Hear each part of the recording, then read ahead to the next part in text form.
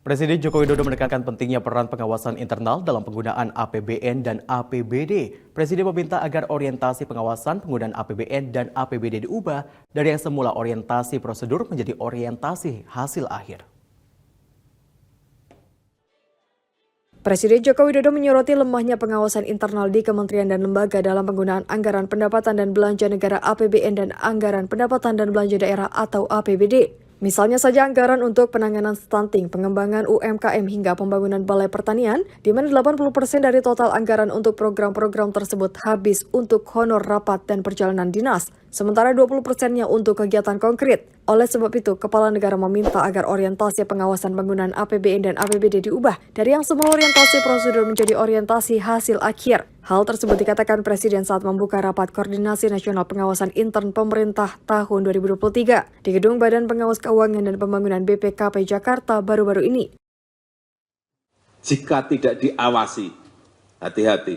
Jika tidak cek langsung, jika tidak dilihat, dipelototi satu-satu, hati-hati, kita lemah di situ. Dipelototi, kita turun ke bawah, itu saja masih ada yang bablas. Apalagi tidak.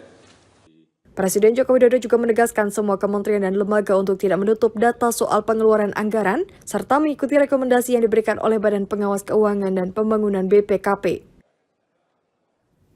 Pemirsa, berdasarkan laporan Badan Pusat Statistik pada 15 Juni 2023, nilai ekspor Indonesia pada Mei naik sebesar 12,61% menjadi 21,72 miliar dolar Amerika Serikat. Sementara itu, nilai impor naik sebesar 38,65% dibandingkan bulan sebelumnya, yakni 21,28 miliar dolar Amerika Serikat.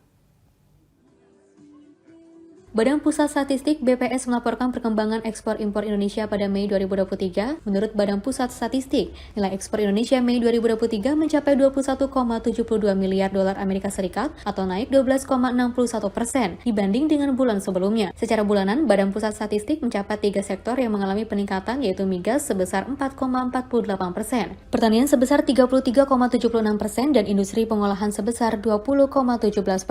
Sementara itu sektor tambang dan lainnya menurun sebesar 7,17%.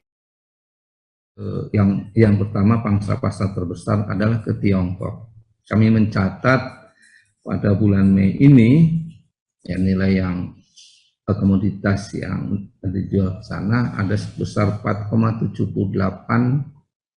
miliar US dollar atau pangsa pasarnya secara persentase sebesar 23,42%.